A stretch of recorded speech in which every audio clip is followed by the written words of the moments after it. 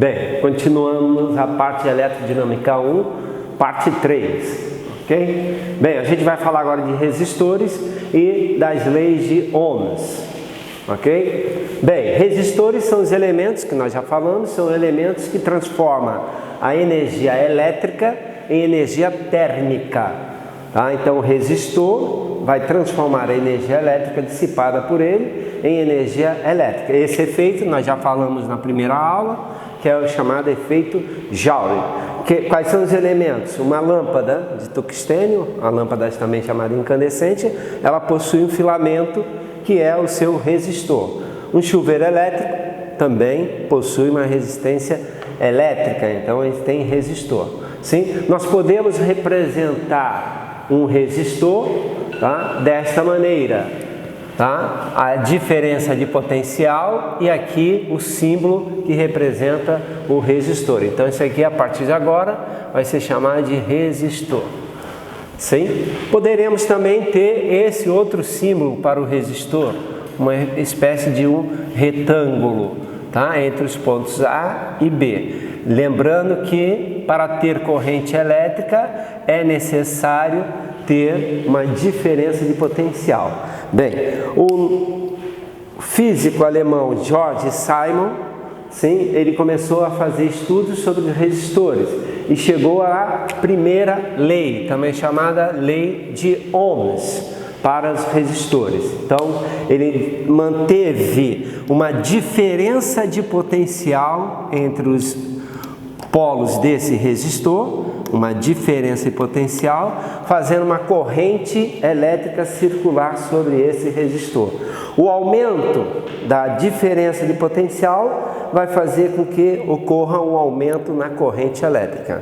Sim, aumentando o U, ele aumenta a corrente. Diminuindo o U, ele diminui a corrente elétrica. Então, ele verificou que a razão entre a voltagem aplicada nos terminais do resistor, ok? Geraria uma corrente, e essa razão era sempre o mesmo valor, sim? Essa constante de proporcionalidade, tá? Ele deu o nome de resistência elétrica do resistor. Então todo resistor possui uma resistência elétrica, sim? Bem, essa equação nós poderíamos ter escrito desta maneira: a diferença de potencial é proporcional à corrente elétrica que circula no resistor. Sim? Essa lei, essa equação representa uma equação do primeiro grau. Então o gráfico seria uma reta, que só é válido quando a temperatura permanecer o quê? Constante. Então a temperatura tem que ser constante. Ok? Como a nossa lei já diz, em um resistor ôhmico, mantido a temperatura constante, a diferença de potencial aplicada é diretamente proporcional à corrente que atravessa. Essa lei só vale para resistores ôhmicos, onde a temperatura vai permanecer constante.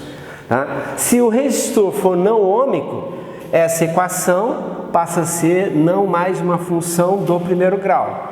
Sim, uma equação do segundo grau que a gente vai ver mais lá na frente. Tá? No sistema internacional, a unidade da resistência elétrica é denominada, em homenagem a ele, ohms, que tem como símbolo essa ferradura. Okay? Podemos também ter os múltiplos. Tá? Então nós temos 1 kΩ, 10 elevado a 3 ohms. 1 mega ohms, 10 elevado a 6 ohms. Sim? Bem, então eu posso representar agora o meu circuito elétrico simples dessa maneira. A resistência elétrica, isso aqui poderia ser uma lâmpada, ligado através de fios a uma diferença de potencial. Aqui eu tenho uma chave que liga e desliga. Sim? Nesse caso, não há corrente elétrica circulando. Lembrando que nós só temos corrente elétrica, movimento ordenado das cargas elétricas, se nós tivermos uma diferença de potencial. Tá? Sem a diferença de potencial, você não tem a corrente elétrica. Então, quando o circuito elétrico é fechado, quando eu fecho a chave, O que vai acontecer? Uma corrente elétrica vai começar a circular pelo circuito. Essa corrente elétrica, ao passar pelo resistor, faz com que ele dissipe uma quantidade de energia que pode ser transformada em calor e luz. Sim? Então, R, resistência do resistor, diferença e potencial, a chave liga e desliga.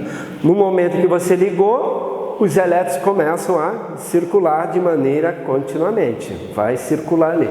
Tá? Você pode interromper esse circuito elétrico fazendo um corte em qualquer ponto do circuito elétrico. Sim? Bem, o Ohms, ao verificar que a resistência era uma dependência da temperatura, ele formulou a segunda lei, também chamada segunda lei de Ohms. Tá? Então ele fez vários exemplos de resistores, pegou vários materiais e começou a analisar como seria a dependência da resistência em função de outras grandezas, como a temperatura, o material que constitui, o comprimento, a área da seção desse condutor. Então ele pegou um condutor e foi variando essas grandezas e chegou experimentalmente a essa equação, onde ele relaciona a resistência desse condutor com o comprimento. Isso significa, elas são grandezas diretamente proporcionais. Maior o comprimento do fio, maior será a resistência.